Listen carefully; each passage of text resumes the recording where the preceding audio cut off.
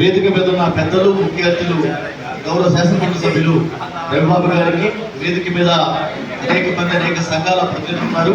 అదేవిధంగా ఎన్టీఎఫ్ నాయకులు కూడా ఉన్నారు వీరికి.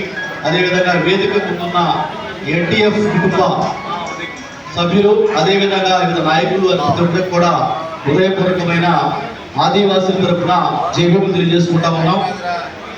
ఒక సంఘం 10వ వార్షికోత్సవాల స్థాయికి వచ్చిందంటే చాలా గొప్ప విషయం.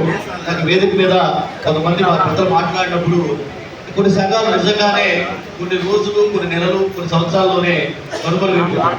అంటే 10 సంవత్సరాల పాటు ఈ సంఘం నిలిచిందంటే కేవలం ప్రజలకి అందించిన సేవలు, అదేవిధంగా ఈ సంఘంలో పెద్దలుగా ఎవరున్నారు, నేషనల్ ప్రెసిడెంట్ గా శాసనమండలి సభ్యులు కుమార్ రవిబాబు గారు, అదేవిధంగా అనేక మంది గొప్ప గొప్ప వాళ్ళు ఈ సంఘంలో ఉండటం, ఎక్కడ ఏ సమస్య వచ్చినా కూడా ఆ సమస్య తమ కుటుంబ సభ్యుల సమస్యగా, తన వ్యక్తిగత సమస్యగా భావించి ఎవరు వాళ్ళు పిలవకుండానే వెళ్ళిపోయే సంఘం ఎన్టీఎఫ్ సంఘం.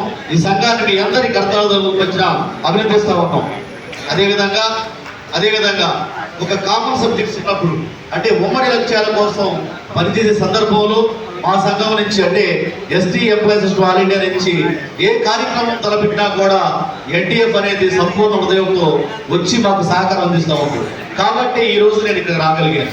కాబట్టి ఈ సందర్భంగా ఈ మౌనతర కార్యక్రమంలో నన్ను ఇన్వాల్వ్ చేసినందుకు, మా సంఘాన్ని ఇన్వాల్వ్ చేసినందుకు, ఇక్కడ మధ్యలో మా సంఘ సభ్యులు కూడా అనేక మంది ఇచ్చేస్తున్నారు. అంటే ఒక సంఘం మరొక సంఘానికి పోటీ అనే పరిస్థితుల్లో కూడా భావించకుండా, ఎందువల్లంటే ఉభయ తెలుగు రాష్ట్రాల్లో ఆదివాసులు అంటే గిరిజనులు 80 లక్షల మంది జనాభా ఉంటే సుమారుగా 20 లక్షల మంది ఫ్యామిలీస్ ఉన్నాయి. ఈ 20 లక్షల కుటుంబాల్లో కేవలం అంటే సంఘ జీవనానికి అలవాటు పడిన వాళ్ళు, ప్రజల్లో ఉండేవాళ్ళు కేవలం 1,00,000 మంది కంటే లోపే ఉంటారు. కాబట్టి ఇటువంటి పరిస్థితుల్లో వివిధ సంఘాలు వేరే వాళ్ళ సంఘంలో ఉన్న సభ్యులు కానీ నాయకులు కానీ లాక్కుని తమ సంఘాన్ని డెవలప్ చేసుకోవాలని చెప్పేసి ఆలోచన మంచిది కాదు. ఎందువల్లంటే ఇంకా బయట 19 లక్షల మంది ఉన్నారు. అంటే ప్రతి సంఘం కూడా కొత్త వాళ్ళ కోసం ప్రయత్నం చేయాల్సిన అవసరం ఉంది. అప్పుడే విభిన్న సంఘాల మధ్యన ఘర్షణ లేకుండా, సంఘర్షణ లేకుండా ఉంటాయని చెప్పేసి తెలియజేసుకుంటా ఉన్నాం.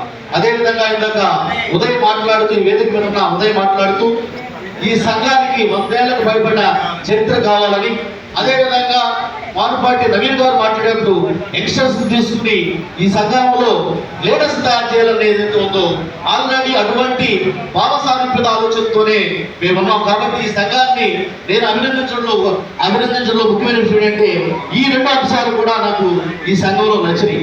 అదేవిధంగా ప్రియమైన మిత్రులారా, అంటే వేదిక మీద విభిన్న సంఘాలు ఉన్నారు కాబట్టి దయచేసి మన సంఘం మరొక సంఘానికి పోటీ అని చెప్పేసి భావించకుండా మనందరం కూడా ఉమ్మడి లక్ష్యాలు ఉన్నప్పుడు ఆ ఉమ్మడి లక్ష్యాల కోసం ప్రయత్నం చేయాల్సిన అవసరం ఉంది. అదేవిధంగా ఈ రోజున ఏదైనా ఒక సంఘ కార్యక్రమాలను నిర్వహించాలంటే ఆ సంఘంలో ఉన్న నాయకుల్ని ఒక తాటి మీద తీసుకొచ్చి ఆ సభని విజయవంతం చేయడం అనేది చాలా కష్టం. కానీ ఇటువంటి పరిస్థితుల్లో కూడా తన తోటి సంఘాల యొక్క నాయకుల్ని పిలిచి వారందరినీ కూడా సంతోషపడే విధంగా వారికి తగిన ప్రాధాన్యత ఇస్తూ వారందరినీ కూడా వేదిక మీదకి పిలిచి మాట్లాడించడం అనేది ఈ రోజున ఎన్టీఎఫ్ తీసుకున్న నిర్ణయంలో గొప్ప విషయం చెప్పేసి నేను భావిస్తూ ఉన్నా. మరొక్కసారి ఈ ఎన్టీఎఫ్ బృందాన్ని, కృష్ణ గారిని, శ్రీనివాస్ గారిని, ఉదయ్ గారిని, అదేవిధంగా అనేక మంది నవీన్ గారితో పాటు వారికి నిరంతరం కూడా తోడు నీడగా ఉండే ప్రతి ఒక్కరిని పేరు పేరు నా హృదయపూర్వకంగా అభినందిస్తామమ్మా. అదేవిధంగా మానుపాటి సురేష్ గారు కృష్ణా జిల్లా ప్రెసిడెంట్ గా ఒక సంఘాన్ని ఏపీఎస్ఎస్ లో పనిచేసేటప్పుడు నేను పశ్చిమ గోదావరి జిల్లా ప్రెసిడెంట్ గా ఉన్నా. మేమిద్దరం కూడా వయసులో చాలా వ్యత్యాసం ఉన్నప్పటికీ కూడా అనేక విషయాల్లో ఒక భావసారూప్యతగా ఉండి మంచి మంచి ఆలోచన చేసి ఆ సంఘాన్ని కూడా ఉన్నత స్థాయిలో గుర్తించినట్లుగా ఎవరు ఎప్పుడు ఎక్కడ ఏ సంఘంలో పనిచేసినా కూడా మన ఆదివాసీ ప్రజల సంక్షేమం కోసం పనిచేస్తున్నాం. కాబట్టి మనం ఏ సంఘం నుంచి అయితే బయటకు వచ్చామో ఆ సంఘాన్ని పెట్టవలసిన అవసరం లేదు. అదేవిధంగా ఒక సంఘంలోంచి మరొక సంఘంలోకి వెళ్ళిపోయేటప్పుడు సంచలనాత్మకంగా వాట్సాప్ గ్రూపుల్లో పెట్టవలసిన లేదు. ఒక సంఘంలో కొంతమంది వచ్చినందువల్ల వెంటనే ఓవర్నైట్ నైట్ ఆ సంఘం ఏమి అభివృద్ధి చెందదు. అదేవిధంగా కొంతమంది బయటకు వెళ్ళిపోయినందువల్ల అదే ఓవర్నైట్ నైట్ ఆ సంఘం ఏమి పుట్టుబడదు.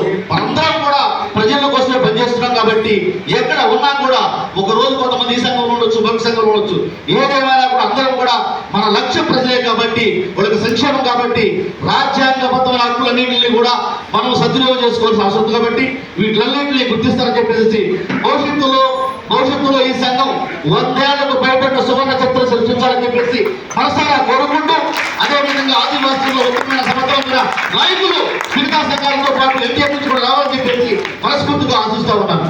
అదేవిధంగా మీ అందరికి చిన్న విన్నపం, మా అసోసియేషన్లో ఒక గెస్ట్ చనిపోయినందువల్ల ఆ కార్యక్రమానికి వెళ్ళాల్సినందువల్ల త్వరగా నేను మాట్లాడడం జరిగింది. అదేవిధంగా మీ అందరి వస్తూ నేను బయలుదేరాలని కోరుకుంటూ, ఈ మహోన్నత కార్యక్రమంలో నన్ను మా సంఘాన్ని ఇన్వాల్వ్ చేసిన ప్రతి ఒక్కరికి కూడా హృదయపూర్వకమైన కృతజ్ఞతలు తెలియజేసుకుంటూ జై భీమ్ జై భారత్, జై భీమ్ జై Bharat. Thank you very much.